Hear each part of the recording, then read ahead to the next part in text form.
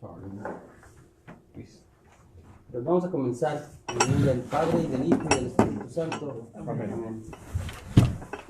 Y una vez más nos ponemos en la presencia de Dios, la reconocemos, le agradecemos todas las cosas que están pasando en nuestras vidas, las buenas, las no tan buenas, que nos ayude a brincarlas, a superarlas, a entenderlas, que nos conceda su gracia, la gracia de tener la fortaleza de seguir en el camino. Pedimos de manera especial esta noche por las personas que sabemos que están enfermas en el hospital, ¿no? Por las que conocemos que sabemos ahora. Pedimos por Antolín, por don Valentín, que son de acá de la parroquia, o de acá de Austin. Yo sigo pidiendo por mi hermana Diana, y por todas las personas que padecen de alguna cosa física, mental o emocional, para que el Señor en su misericordia pues les llene de Él. Pedimos a nuestra Madre María que siga intercediendo por nosotros, que lleve nuestras necesidades, nuestras preocupaciones ante su Hijo, y todo esto lo pedimos por Cristo nuestro Señor. Amén. Amén. Vamos a escuchar que está el micrófono. No te ves.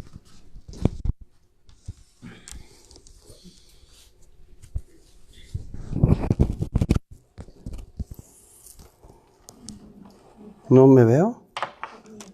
Sí, ahí ya. Va.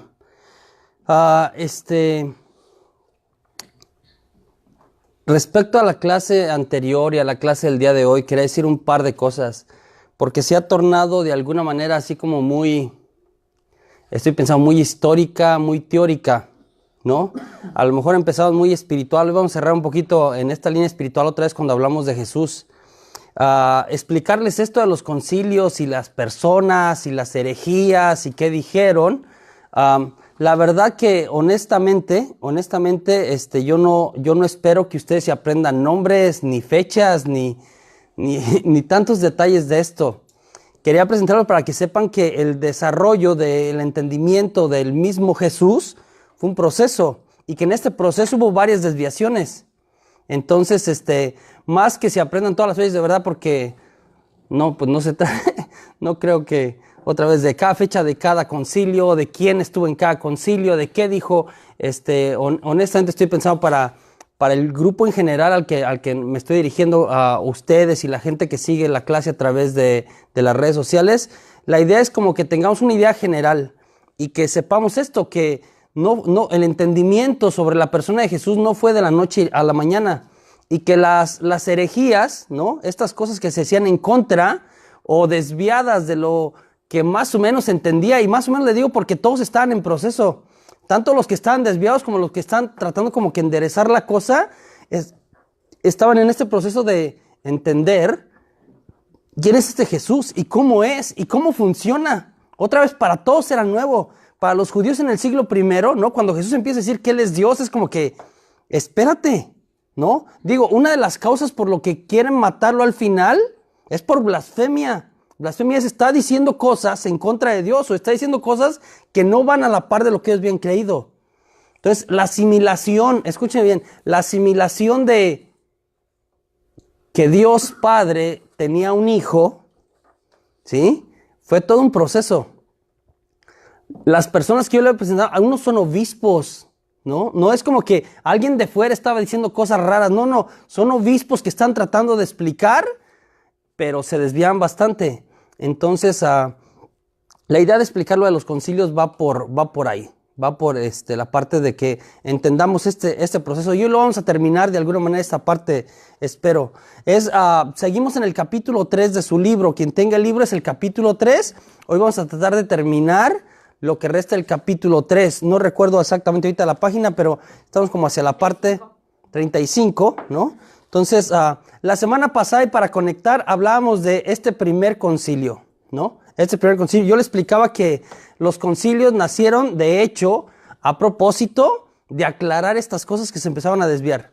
Yo les dije la semana pasada que el cristianismo se regó, en el imperio, a pesar de las persecuciones, a pesar de que Roma, de verdad hubo momentos en que les cayó encima súper, a pesar de que era por debajo del agua la fe cristiana, ¿sí? Literalmente, o debajo de la tierra, más bien dicho, en las catacumbas, tuvo un impulso impresionante y se regó por todos lados, pero ese mismo regar se convirtió en un desafío. Yo les explicaba esto, porque había una iglesia, ¿no? En el norte de África y una en el norte de Europa, ¿sí? Las dos cristianas, los dos creían en Jesús, tratando de entender, pero separadas, no había comunicación. Entonces eso hizo que se empezaran a hacer como que diferentes ideas, y hoy lo vamos a reflexionar un poquito también sobre eso, vamos a estudiar sobre eso. Entonces, la semana pasada yo les quería de ver esto del edicto de tolerancia. De hecho, el primero en dejar libre la religión cristiana en el Imperio Romano no fue Constantino. Un par de años más atrás, ¿no? Galerio, que era el emperador, entonces, ¿sí? Da un edicto de tolerancia, donde básicamente Galerio dice así como que, vean, honestamente, los cristianos no se hicieron a la religión romana, y los romanos no los dejamos vivir tampoco su religión. Es lo que dice Eusebio, en esta obra que se llama Historia Eclesiástica, ¿sí? Un historiador del siglo III y del siglo II, dice, de verdad que ni se hicieron romanos, ni vivieron su fe. Entonces, en este edicto que da Galerio en el 311, dice, los dejemos, ¿no? Los dejemos que finalmente, que practiquen su fe, que reconstruyan dice, que puedan ser cristianos y que puedan reconstruir sus lugares de culto, con la condición que no hagan nada contrario al establecido, ¿no? Esto está en el Historia Eclesiástica de Eusebio. Eso dijo Galerio.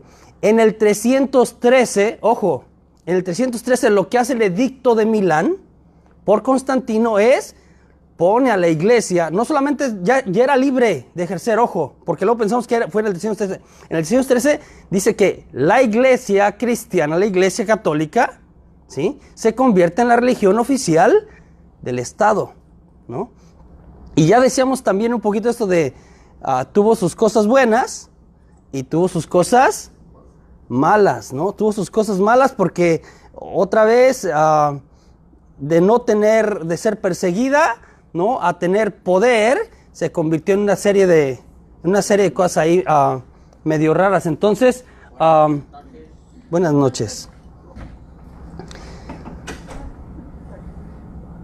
Constantino, no era cristiano, se convirtió.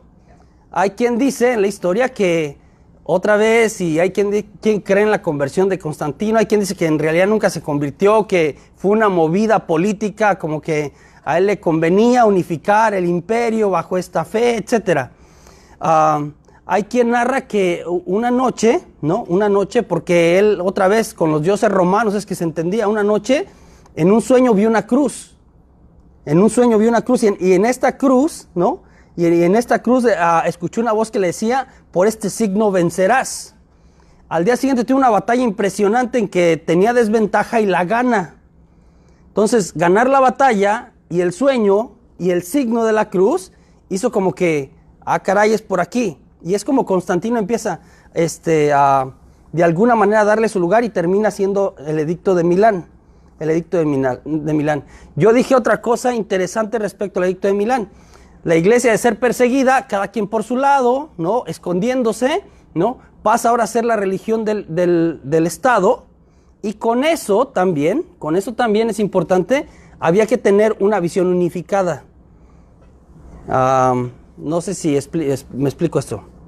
Entonces, ahora son la religión del Estado.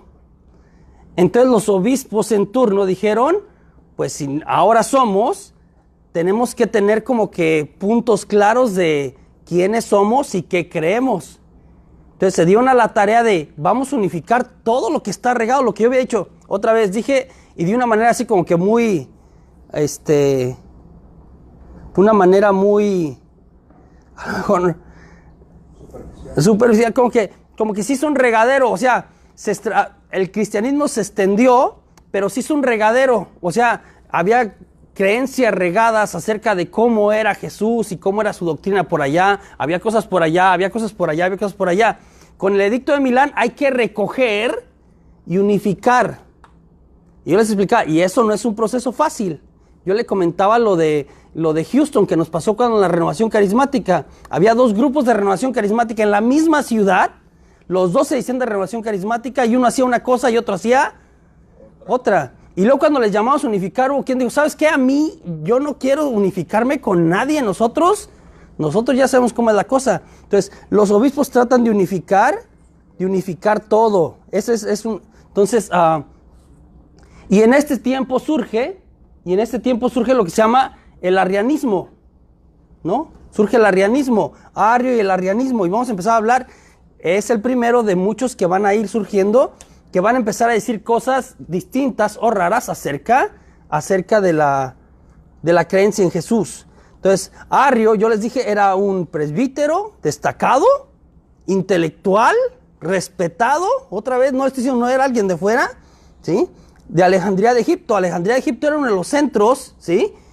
Estoy pensando teológicos, filosóficos, científicos de ese tiempo, de lo mejor que había. Alejandría de Egipto se convirtió en un centro importante.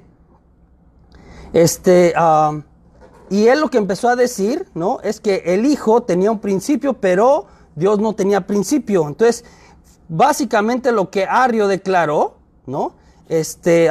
Fue que Jesucristo no era Dios. Era el Logos, en el sentido de lo que yo le expliqué. Era el Logos, pero era una criatura. Dios lo había creado en un tiempo. El Padre había creado al Hijo.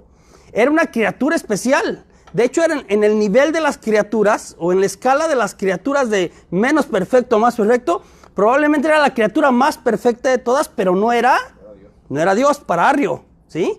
Entonces, es la primera herejía, porque otra vez la iglesia creía que Jesús era Dios. Entonces, y él empieza a poner en tela de juicio esto,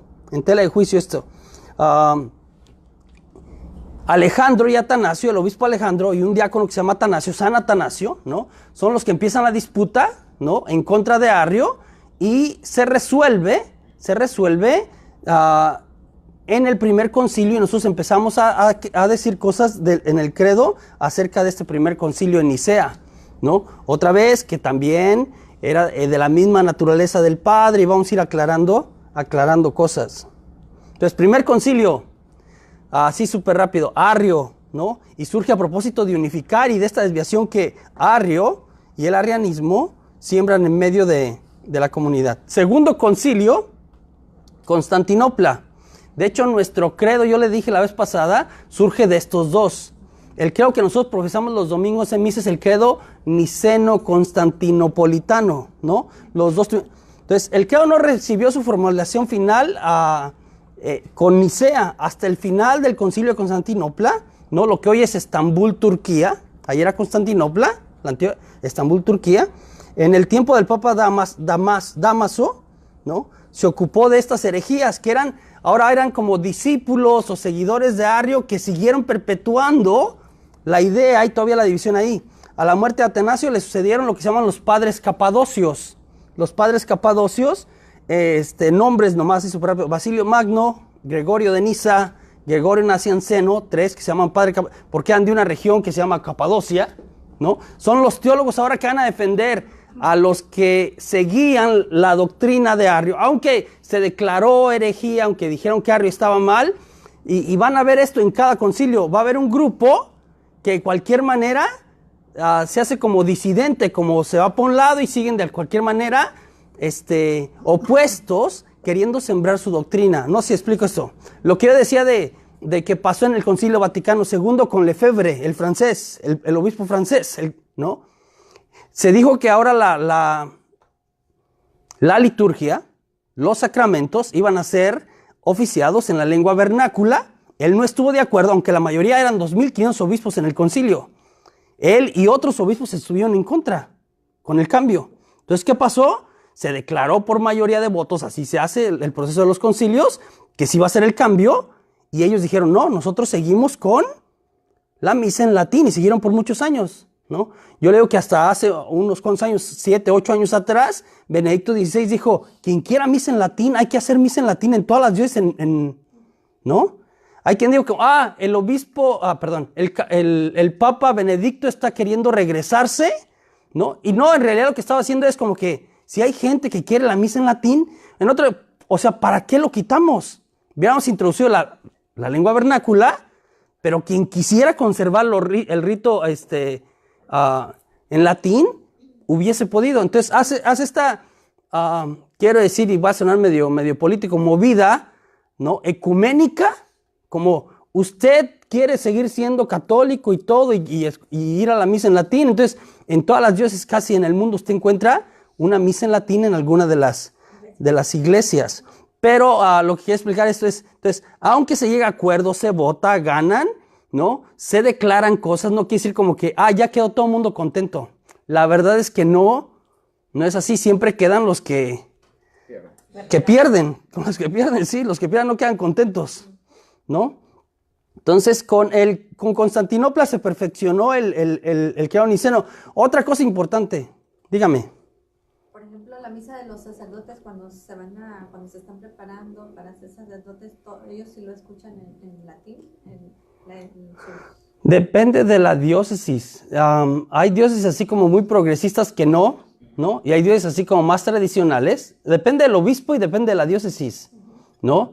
Yo estaba cuando era seminarista estaba en León y al obispo Martín Rábago, que era de Jalisco, ¿no? Fue obispo auxiliar en Guadalajara. Era más bien, y estoy pensando, los obispos del centro del país son más bien tradicionales que progresistas, ¿sí? Luego los del sur son progresistas, estoy pensando como Chiapas, Tabasco, ¿no? Pero los del centro tienden a ser más tradicionales. Y mi obispo, cuando yo era seminarista, él decía que una vez a la semana nosotros tuviéramos misa en latín. Entonces yo aprendí la misa en latín, ¿no? A mí me encantaba, ¿no? Tenía su belleza, me parece. Entonces, pero sí, hay lugares que sí, hay lugares que no. Va a depender del obispo, ¿no? Había un padre que también era así súper tradicional, que era el maestro de música, entonces nos lo enseñaba en latín y cantada, ¿no? En canto gregoriano. Sí. Entonces, los que cantaban, pues ahí se volaban. Yo nunca he cantado, entonces, en fin. Tengo una amiguita que ella a veces reza, cuando es el rosario, dice Nomini, no sé qué, algo así al final. O sea, uno como persona lo puede decir. Claro, sí. Lo dice en latín. Sí. En nombre del Padre, el Hijo y el Espíritu Santo, en nombre Patria, et Filii, et Spiritus Sancti. Amén. Sí, yo estaba viendo a la hija de Juanjo, un amigo mío que es músico católico, ¿no? Va a una escuela católica, ¿no? Y en la escuela católica le enseñaron el Padre Nuestro en latín. Entonces ahí tienes a la niña, ¿no? En el siglo XXI, recitando en latín. Entonces se llenó de likes y de views la niña ahí, ¿no? Porque tiene 7 añitos y dijo el Padre Nuestro en latín, ¿no? Suena bonito, ¿no? Y otra vez tenía su riqueza. Otra cosa importante, Basilio afirmó que el Espíritu Santo ojo, porque Arrio y los seguidores de Arrio, ¿sí? Iban con la cuestión de la persona de Jesús no es Dios.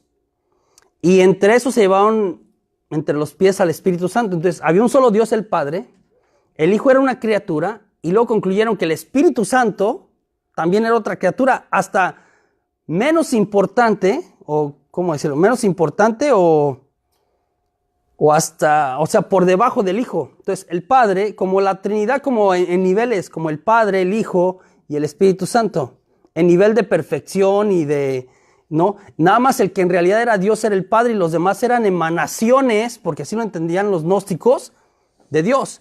Entonces, sin querer, con la herejía del arrianismo, también lo del Espíritu Santo. Entonces, lo que hace Basilio, uno de los padres capadocios, San Basilio, ¿sí? Es decir, que el Espíritu Santo también es plenamente divino, ¿no? Entonces, lo que termina siendo, esto es importante, a lo mejor que se nos quede, el concilio de Constantinopla el segundo, ¿sí? Aclara la cuestión de la Trinidad. Es el Padre, es el Hijo y es el Espíritu Santo. Los tres, ¿sí? Son Dios. ¿Sí? 3 personas distintas, un solo Dios. Un solo Dios. Acá, otra vez, como se ha entendido, acá es donde se declara, ¿no? Yo dije la vez pasada que digamos esto de creemos en un solo Señor Jesucristo, Hijo de Dios, nacido antes de todos los siglos. A propósito que Ario decía que nació en el tiempo. Como que no existía, el Padre lo creó, entonces no era eterno. El Logos, el Verbo, Jesús, no era eterno. No, nosotros en el credo decimos, Hijo de Dios, nacido antes de todos los siglos, Dios de Dios, luz de luz, Dios verdadero de Dios verdadero, engendrado, no creado.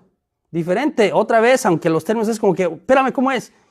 Es queriendo como solucionar la herejía, ¿no? De la misma naturaleza del Padre. Esa palabra en griego es homoousios. Yo la mencioné la vez pasada. Es una palabra clave, ¿no? Es una palabra en griego. Homo quiere decir mismo, ¿sí? Ousios, ¿no? Ousia quiere decir esencia o naturaleza. Entonces, cuando decimos homoousios, quiere decir de la misma esencia o de la misma naturaleza. El Padre y el Hijo son de la misma naturaleza. También, por supuesto, como conclusión, ¿sí? Entonces, eso pasó en Constantinopla, ¿sí? La cosa no se solucionó del todo. Siguieron surgiendo algunas otras cosas y viene otro concilio más tarde en el 431, el tercero. Ese va a ser en Éfeso, otra ciudad importante, ¿no? Entonces vinieron otros. Voy a mencionar nombres. Apolinar de la Odisea. Apolinar de la Odisea afirmó que el Logos no asumió plenamente la humanidad. El Logos, siendo Dios, no asumió plenamente la humanidad. Algo parecido a lo que yo les expliqué del docetismo, doqueo, que hablan de como Jesús parecía hombre, pero no era hombre, ¿sí? Lo que terminan diciendo los padres apostólicos de este concilio es que lo que no se asume no se redime. Entonces, si Jesús no se hizo hombre, no pudo redimir a la humanidad. Por tanto, lo que dijo Apolinar es una herejía. Lo que no se asume no se redime, ¿sí? Entonces, del otro lado, el otro extremo, entonces Apolinar dijo que no asumió la divinidad, la humanidad. Teodoro de Mosuestia, ¿no? ¿Sí brinqué o no? Sí brinqué, ahorita explico. Por otro lado, afirmó algo que llamamos el adopcionismo, ¿no? Entonces, lo que él dijo es que Jesús, siendo Dios, adoptó, ¿no? Así que, y está tratando de explicar una persona individual, o sea, como que se fijó en una persona, la adoptó y ahí como que ahí habitó el Dios eterno en una persona. Se llama adopcionismo eso. Y eso hizo como que preservara la parte humana y la parte divina de Cristo. El problema con lo que dijo Teodoro es que no quedaba clara la relación entre estas dos naturalezas. Y siempre quedaba abierto, así, a la idea, a asumir que en lugar de una persona teníamos dos personas. Entonces no quedó resuelto con lo que dijo Teodoro.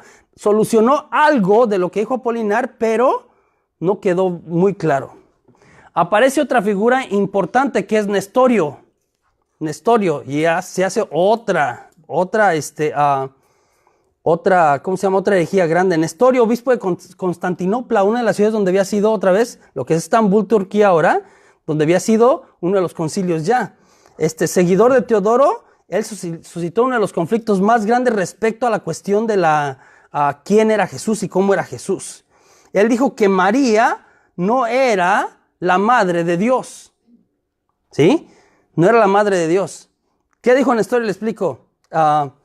Primero dijo que Jesús era el hijo de María y que el hijo de María era distinto que el hijo de Dios. Voy a explicar eso, ¿sí?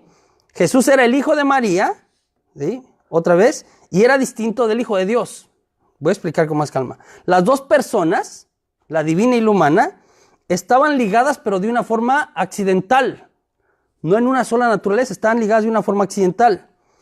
Entonces, él hablaba del hombre Cristo y del Logos Dios. Escuchen bien, del hombre Cristo y el Logos Dios. ¿Sí?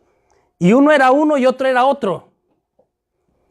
Recuerdo que estaba de viaje otra vez, no sé si les platiqué esto alguna vez. Estaba de viaje de Chicago a Houston. Tenía mi Biblia abierta, ¿no? En el pasillo. Y me encontré a la coreana esta que empezó a decir, es que ustedes, los católicos, adoran a la Virgen. Y eso está mal, ¿no? Adoran a la Virgen, entonces le rezan y no sé qué. Y le dije, no la adoramos, no la adoramos, le veneramos, le tenemos un lugar especial, ¿sí? Por lo que hizo en la historia de la salvación, por su sí, por su, de alguna manera su disposición a colaborar con Dios, etcétera, etcétera, ¿no? Entonces le traté de explicar, pero dijo, no, lo que pasa es que era medio evangélica la que ella era. Entonces, lo que pasa es que María era madre del Jesús hombre, pero no madre del Jesús Dios. Y le dije, el problema que está que no puedes separarlos. No puedes separarlos, o sea, no puede ser como que eres madre de uno o del otro. Y lo que hace Nestorio es exactamente eso, separa las dos naturalezas. Las dos naturalezas. Entonces las dos personas están ligadas, pero de una forma accidental. El hombre Cristo, ojo, el hombre Cristo no es Dios. ¿Sí? El hombre Cristo no es Dios. La parte humana no es Dios. ¿Sí? Sino portadora de Dios. Otra vez, medio raro el discurso, pero por ahí va la desviación. El Logos, Dios, otra vez. Cristo, hombre. Logos, Dios, otra vez las dos personas jugando. El Logos, Dios, no se ha hecho hombre en sentido propio. ¿Sí? Ha pasado a habitar en el Cristo hombre, pero como creían en el Antiguo Testamento de Dios habita en el justo, como que lo acompaña, como que está con él. Así lo explicó Nestorio, ¿sí? Otras conclusiones a propósito de esta declaración de Nestorio es las propiedades humanas de Cristo hombre, ¿sí? Como su nacimiento, la pasión y su muerte. Esto dice Nestorio, solo pueden, ¿sí?, predicarse del Cristo hombre. Esto de que nació, de que murió, es el humano. El divino no murió. El humano fue el que le pasó las cosas humanas. ¿Sí? Otra vez, medio loco, pero así, las propiedades divinas como que creó todo, que es omnipotente, que es eterno, estas cosas, propiedades divinas, solo se podían decir o enunciarse del Logos Dios.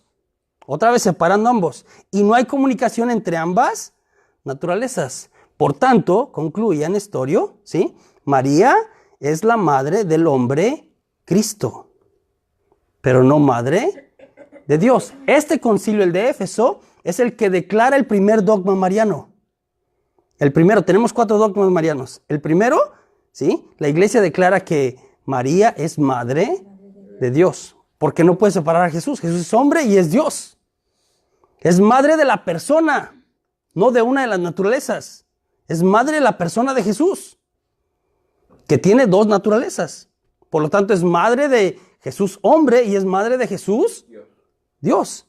Y como tal la declara en este concilio y dicen que es la Theotokos, ¿no? Theotokos quiere decir madre de Dios. Theos, Dios, tokos, madre. Eso que está acá abajo, ¿sí?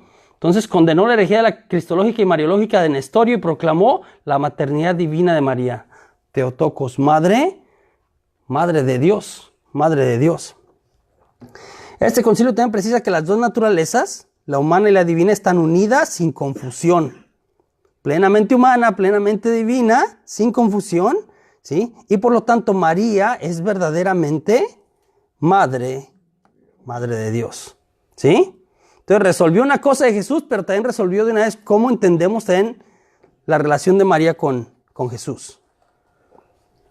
Va, dígame. ¿Por qué en inglés se dejó la palabra consustancial y en español se quitó naturaleza del Padre?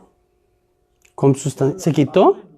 Sí, No se quitó, ¿sí? No, sí, cuando decimos el credo, consustancial lo decimos en inglés, pero en español no lo decimos. Decimos de la misma naturaleza del Padre. Pues es lo mismo. ¿Pero por qué lo hicimos? Para que fue más sencillo entender, me imagino, ¿no? Tal vez. Tal vez, ¿no? Porque consustancial es lo mismo que de la misma naturaleza. O sea, consubstancial es de la misma sustancia, de la misma naturaleza, de la misma esencia. El término está traducido, está dicho de manera distinta. O sea, no declaramos dos cosas distintas, ¿no? Porque sí es cierto, en inglés dicen consubstantial to the Father, ¿sí? Y nosotros también lo decíamos. Y cuando hicieron el cambio... Cuando hicieron el cambio, ahora ves de la misma naturaleza del Padre, que en final es traducir, es mismo, homoousios es consustancial, o homoousios es de la misma naturaleza del Padre, ¿sí? Son dos formas de traducir el término griego, homoousios, entonces no hay ahí una cosa mal, ¿sale? El concilio siguiente es el de Calcedonia en el 451, 20 años justo después del de Éfeso. Empezaron a hablar de algo que se llama una unión hipostática. Voy a explicar eso otra vez. La parte humana y la parte divina, una unión hipostática en una sola persona. Dos naturalezas, una persona. Y eso se le llamó unión hipostática. Dos naturalezas, una persona. La hipóstasis quiere decir persona. Y acá no se refiere a persona como lo entendemos hoy en psicología, como la persona y sus cosas, sino otra vez es más un término teológico del siglo IV, ¿no? Diferente. Dígame. Bueno, perdón por mi ignorancia, pero yo estoy aprendiendo un poquito. Siempre he visto la palabra de Jesucristo. Se supone que él era Jesús, ¿no? Su nombre era Jesús, pero ¿cómo se agrega Cristo? O sea, ¿de dónde viene la otra Jesucristo? O sea, ¿cómo lo junto? Eso es algo que decimos de Jesús. Entonces, Cristo quiere decir, es del griego Mesías, no, perdón, del hebreo Mesías. Cristo es griego, traducción de Mesías griego, y en español es ungido. Entonces, decir que Jesucristo, entonces Cristo es como que un adjetivo que le damos o un título. Entonces, Jesús es la persona, ese es su nombre, ¿no? Cristo es el título, ¿sí?, que recibe bíblico. En el Antiguo Testamento se habla de un Mesías, uno que vendrá a salvarnos. Mesías quiere decir ungido. De hecho, nosotros nos llamamos cristianos porque por el bautismo somos ungidos. Quiere decir los ungidos. Entonces, Jesús es el ungido. Los sacerdotes eran ungidos, los profetas eran ungidos, ¿no? Los reyes eran ungidos. Jesús es el ungido.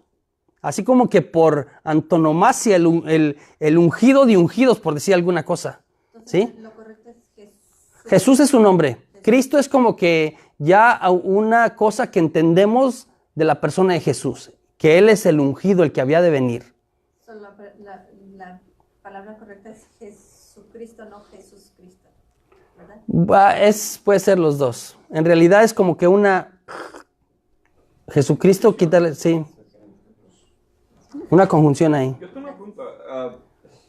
Nosotros los católicos en algún momento se discute los tipos de veneraciones que tenemos que realizar, ¿no? Sí. O sea, nosotros más adelante la iglesia nos dice adorar solo a Dios. Sí. Y luego hay dos tipos de veneraciones que nos dicen, ¿no? Que es la hiperdulía, que es para la Virgen María. Exacto. Y la dulía, que es para los santos, ¿no? Sí. Algo así. Sí. Y ese es el orden que tenemos que seguir, ¿no? ¿Cómo Sí. es? Así es. Así es, perfecto. ¿Sí? Pero eso también viene Llega un momento en que es declarado, sí. Y que se aclara, o sea, es otra vez.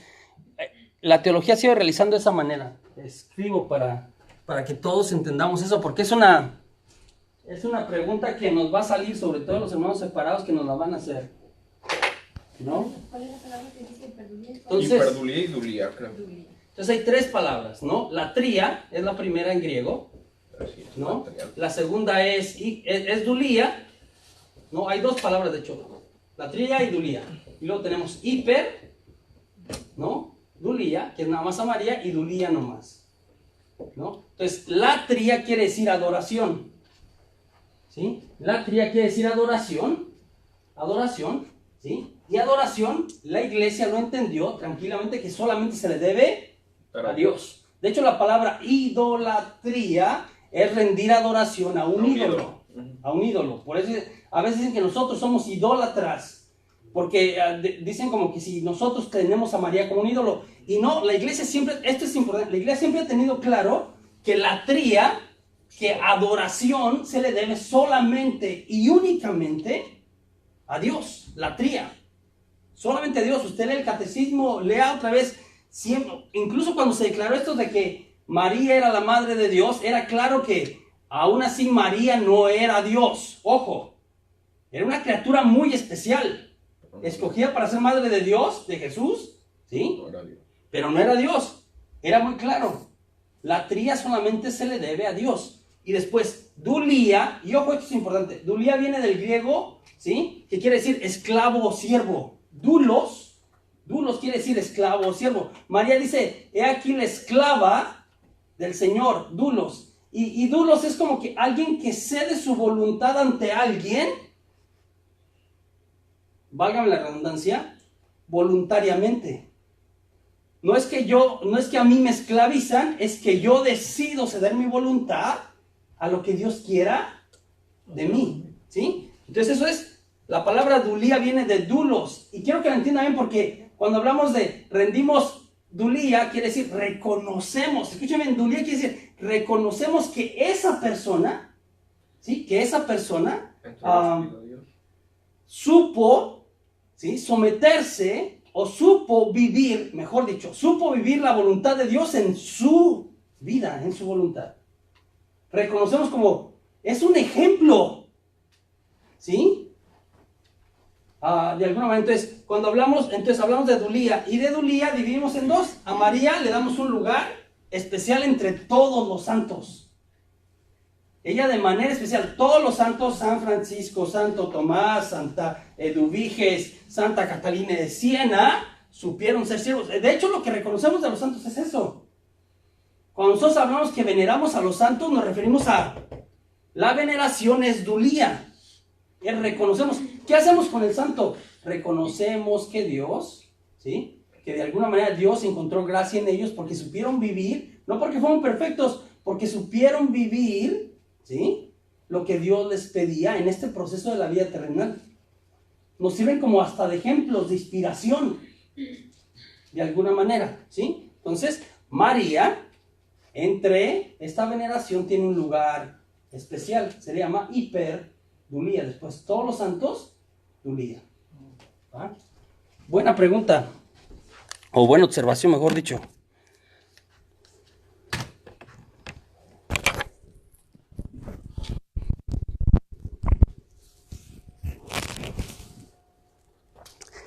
Regresamos con lo de Calcedonia, ¿no? Entonces, en Calcedonia, ¿sí? el cuarto concilio ecuménico, ¿no?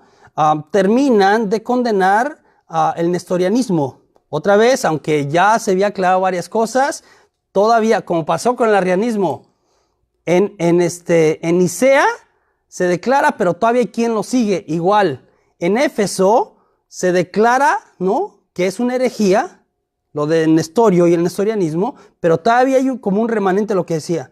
Se condena el nestorianismo, el Papa León, ¿sí? El Papa León I, en una obra que él le llamó el tomo, así le llamó a la obra, o el libro, señaló cuidadosamente las dos naturalezas de Cristo. Una plenamente humana. Ojo, aquí como que resumió, esto es interesante en Calcedonia. Calcedonia lo que hizo fue como que todas las herejías que habían surgido en los 3 concilios anteriores hasta ese momento, ¿sí? Se acomodan y dicen una cosa clara sobre lo que se había cuestionado antes. Entonces, el Papa León, ¿no? San León, en este libro dice que Cristo, ¿sí? De alguna manera tiene dos naturalezas. Una plenamente humana, contra Polinar, que decía que no, que había prestado, que parecía de alguna manera.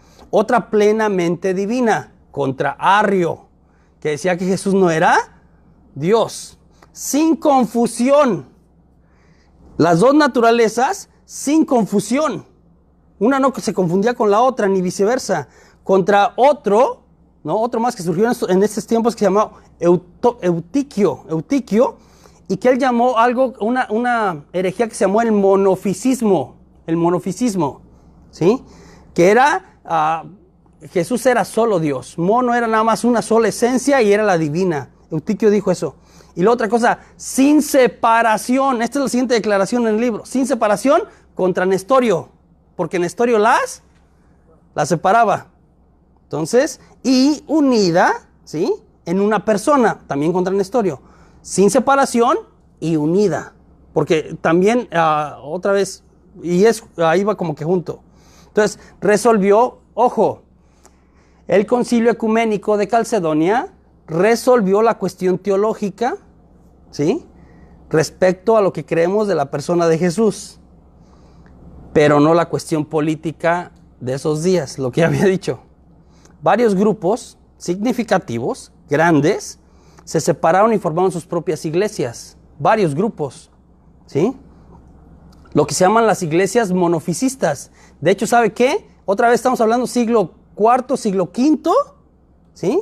Estas iglesias hasta nuestros días todavía existen. Son cristianos ortodoxos, ¿sí? En Siria, en Armenia, lo que se llama el cristianismo de los coptos, existen. Y se desprendieron en este tiempo, ¿sí? Ellos siguen declarando lo que se llama el monofisismo. De nada más la parte humana, nunca se asumió la parte, nada más la parte divina, nunca se asumió la parte humana. Y prevalecen hasta el día de hoy.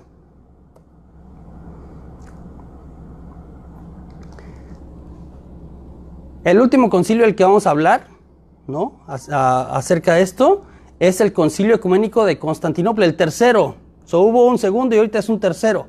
Estamos en el 681, fuimos avanzando, ¿sí? Y este es contra los monotelistas. Explico Ya había quedado más o menos claro, y entonces la discusión fue sobre la voluntad de la persona, o de la persona, o de las naturalezas, ¿sí? En la persona de Jesús. Los monotelistas decían que Jesús tenía una sola voluntad, contra los monotelistas que dos naturalezas, pero una sola voluntad. Entonces hablaba de tener naturaleza humana, naturaleza divina, pero una sola voluntad. A lo que San Maximino, confesor, ¿sí? El que refutó esto en turno en el tercer concilio de Constantinopla, dijo que la voluntad era una función de la naturaleza y no de la persona. Entonces Jesús tenía dos naturalezas y dos voluntades. No, dos voluntades naturales, ¿no? O quereres, y dos operaciones naturales también. El capítulo 3 del libro, y con eso vamos a terminar la clase el día de hoy. El capítulo 3 del libro cierra hablando de dos tipos de acercamientos a la cristología. Y desde entonces hasta nuestros días se sigue estudiando de esa manera la persona de Jesús. Se habla de una cristología ascendente y de una cristología descendente. Cristología ascendente que encontramos más en los evangelios apócrifos, Mateo, Marcos y Lucas. Y una cristología descendente que encontramos más en el evangelio de Juan. Ascendente, entiéndase, ¿sí? Que decimos de Jesús que se encarna, o le llaman una cristología encarnacionista, la cristología ascendente, una cristología encarnacionista, que se encarna, que se hace hombre y que progresivamente se revela como Dios, o como Dios y como hombre, progresivamente, pero partiendo de la cuestión de se encarnó, se hizo hombre, ¿sí? ¿Me sigue? La cristología descendente. Ascendente parte de la encarnación. Descendente parte de que Dios es Dios. Y que poco a poco vamos entendiendo, ¿sí? La parte humana. De cómo asume la naturaleza humana. Entonces son como que dos puntos de vista. La misma persona de Jesús, dos puntos de vista. Que se encarna y se va de alguna manera revelando como Dios. O como Dios y como hombre, ¿no? Y la otra que parte de es Dios, ¿sí? Y de ahí nos va revelando su humanidad. Hay quienes, ¿no? Todavía corren el riesgo de decir como que, bueno, ¿y cuál es la buena? ¿No? Porque sí, cuando explicamos lo de los evangelios sinópticos y el evangelio de Juan, o los diferentes evangelios, es como que, ¿cuál es el bueno? O sea, ¿por cuál me voy? Y esto quiero que se entienda y con eso voy a cerrar el día de hoy. No estamos hablando de dos cosas que se oponen, sino dos cosas que se complementan perfectamente. ¿Sí? Cuando tenemos 4 historias sobre la vida de Jesús en cada uno de los evangelios, aunque Mateo, Marcos y Lucas se parecen, de cualquier manera tienen sus diferencias. ¿Sí? Y Juan. Entonces como que, entonces ¿cuál es la buena?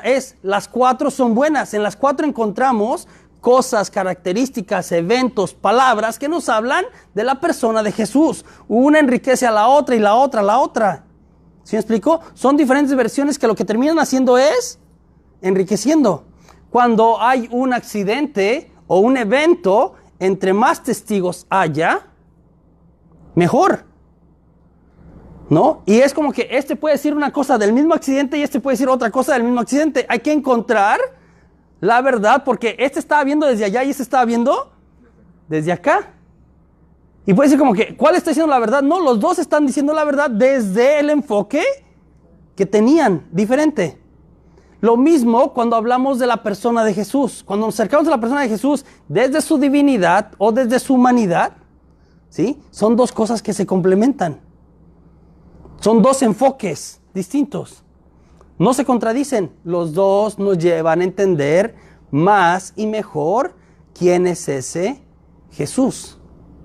Nosotros, y con eso cierro la clase, a veces tenemos también diferentes ideas acerca de Jesús. Alguien puede hablar de Jesús de una manera y alguien puede hablar de Jesús de otra manera, dependiendo de su experiencia, dependiendo de lo que ha aprendido. De si fue a la escuela católica, si no fue a la escuela católica, de si sus papás le enseñaron y le mostraron a Jesús, si no se lo enseñaron nunca, si ha escuchado hablar de Jesús, si no ha escuchado hablar de Jesús, si es una persona muy espiritual y tiene mucha oración, si no es una persona espiritual, pero entiende también la persona de Jesús, ¿sí? Cada quien podemos tener conceptos diferentes de Jesús, de la misma persona, desde nuestra experiencia, ¿sí? No quiere decir que el Jesús o la idea de Jesús que yo tengo es mejor o peor que la que tiene mi vecino. Muy probablemente estas dos cosas se complementan. Jesús se ha manifestado en mi vida de una manera y se ha manifestado en la vida de alguien más de otra manera, ¿sí?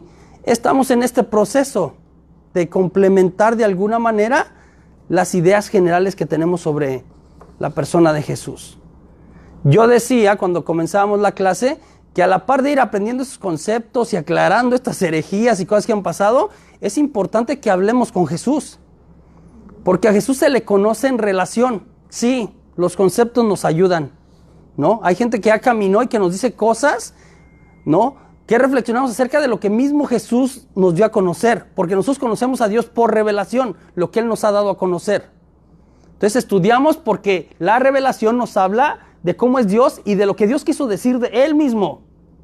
¿Sí? Por eso estudiamos, si no, pues que cada quien haga, ¿no? Una corriente que ha suscitado, sobre todo en nuestros tiempos, como de este individualismo espiritual de Dios y yo, y no necesito nadie más, que ha permeado por ahí de alguna manera.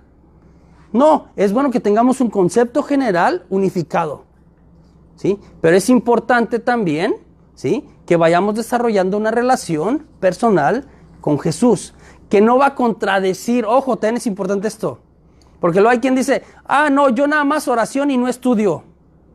Oración o relación y formación van de la mano. Una alimenta a la otra y la otra alimenta a la una. No, yo lo aprendí porque, bueno, en el seminario me dio mucha formación, mucho conocimiento. Y pues eso es malo. Hay gente que me va a decir, José Juan, es que tú crees en un Dios de conceptos. Y no, es que los conceptos no contradicen al Dios de relación. Cuando es honesto y cuando es sincero, estas dos cosas se complementan. Sí es cierto, yo aprendí muchos conceptos, pero llegó en mi momento algo que me llevó, estoy pensando en la renovación carismática, a una relación más personal con Jesús, con la persona de Jesús. Pero lo que descubrí acá nunca contradijo lo que yo había aprendido acá. Entonces, oración o relación y formación van de la mano, ¿sí? Una explica a la otra y la otra nos lleva a la una de alguna manera. Preguntas para que cerremos. Alguien está levantando la mano, ¿no? No sé si alguien en el teléfono, otra vez en las redes sociales, está haciendo alguna pregunta. Ahorita las podemos contestar si hay preguntas. La pregunta de qué es hiperdulía y dulía, pero ya la explicaste. Ok, súper. ¿Esa era? Va. Termino una vez más invitando a la gente que sigue por las redes sociales la clase, que lo comparta. Otra vez, ha sido una bendición, o sea, muy grata. Las primeras clases tenían hasta, no lo sé, casi 4,000 views, mucha gente viendo en muchos lugares. No, de hecho, a mí me escribió gente estoy pensando de Argentina, de aquí en Estados Unidos, en muchos lugares, de otros, como mándame la clase, el PowerPoint, ¿no? Otra vez, si gusta ayudarnos a extender esto, es gratuita la clase, compártala con sus familiares, con sus amigos. La clase otra vez la puede encontrar en SlideShare, ¿no? Me falta subir esta de 3 y 4, la tercera y la cuarta parte, la voy a subir esta semana, ¿no? La quinta la voy a subir esta semana. De hecho, en realidad no di una quinta, aunque es la quinta clase que estamos acá. Estamos cubriendo lo de la 3 y la 4 de las copias que les di, ¿no? Entonces, vamos a seguir subiendo cosas, es importante. Yo les he pedido que entren a YouTube y le den suscribirse a Paulus Media. Ahí estamos subiendo cosas. Viene lo del querigma, ¿no? Algunos de ustedes han estado en ese retiro. Lo vamos a grabar y lo vamos a subir. Pueden ir a la página web de nosotros, que es Paulus Media. Y en la esquina, a la parte de abajo, hay una parte para suscribirse también. Y cuando se suscribe, en automático, cuando subimos cosas nuevas, le anuncia o le mandamos por correo, le manda por correo una notificación de, hay un curso nuevo. Porque otra vez, y yo estoy siendo parte de esta clase, es como que una motivación a que la gente quiera seguir aprendiendo más y cuando vengan más clases, esté listo para aprender otras cosas. Alguien me está preguntando que dónde consigue el libro.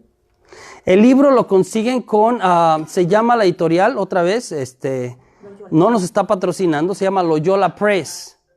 Se llama Loyola Press. Entonces, es una editorial que está en Chicago. Si va a Loyola Press, ¿sí? Ahí está, cuesta como $7 y algo el libro, casi $8, ¿sí? El envío va a salir más caro que el libro, ¿no? Un poquito más caro que el libro. Entonces, pero eso cuesta, y de ese libro es que estamos tomando la mayoría de las cosas. Yo estoy complementando con otros libros un par de cosas, pero como la idea general está en el libro.